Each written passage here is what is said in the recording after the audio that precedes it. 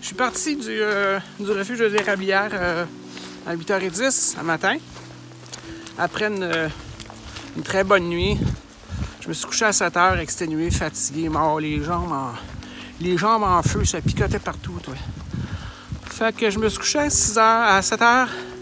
Je me suis levé dans la nuit, je me suis rendormi. Je me suis levé avec la petite lumière du jour.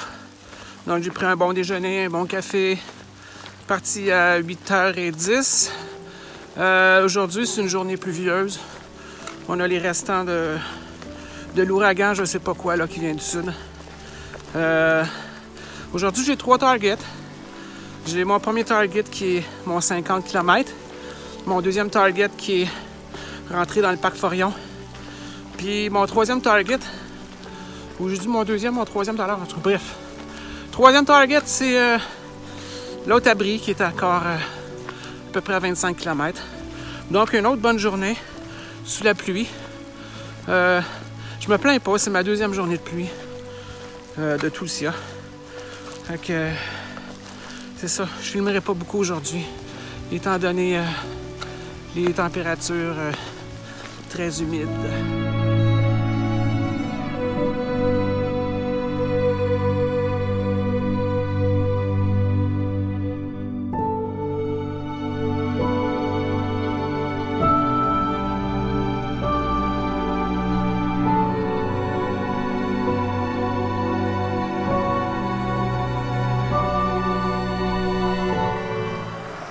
Petit résumé de la journée 2020, je vais le marquer au centre de l'écran, ça va être moins compliqué.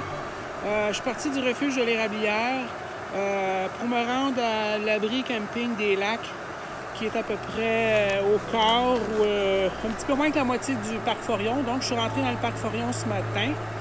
Je suis parti relativement à 8h15 à peu près. Du refuge de l'Érablière ou à l'entrée du parc Forion, ça va très bien. On passe de trails de 4 roues à du boisé que le SIA a aménagé. C'est très beau. Après ça, on rentre dans le parc Forion. On a l'impression de rentrer dans l'Appalachian Trail. Il manque juste les rhododendrons qui penchent vers la trail. Mais la trail a à peu près 1,5 m de largeur. Donc, c'est une belle trail. Ça monte en fou, ça fait du bien. Après ça, on arrive sur une croûte, pas une croûte, mais une partie haute de la montagne. Il y a plusieurs points d'observation. On reprend la trail. Après ça, la trail se dégrade de petit peu en petit peu. À partir du 40e kilomètre, quand vous êtes un no-bo comme moi, vous allez à la pointe du parc Forion.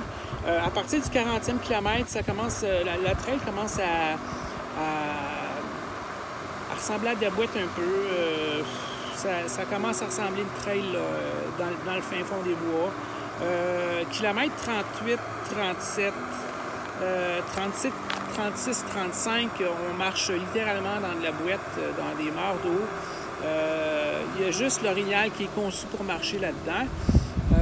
J'ai parlé dernièrement à Dr. Dolittle. Il me disait qu'il y avait un château, un service de château, une famille d'orignaux qui donnait des lifts à dos d'orignaux. Donc, je vais vous marquer le numéro de téléphone là, si vous voulez passer cette partie-là, kilomètre 38, 37, 36, qui est un kilomètre fait pour Orignal. Donc, je vous donne le numéro de téléphone et c'est à peu près une quarantaine de piastres là, à dos d'Orignal pour 3-4 kilomètres.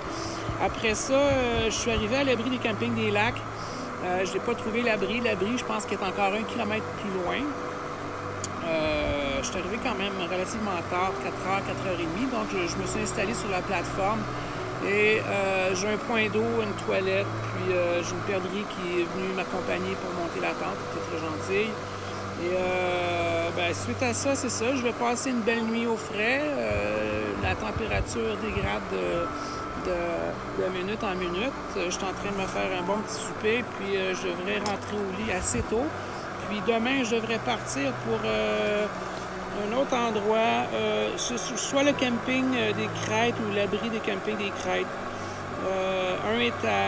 L'abri est à 20 et l'autre est à 24. Donc, je verrai la santé de mes jambes, mais il a l'air d'avoir pas mal d'ascension aussi. Donc, il me reste 2 jours à peu près pour finir ma randonnée.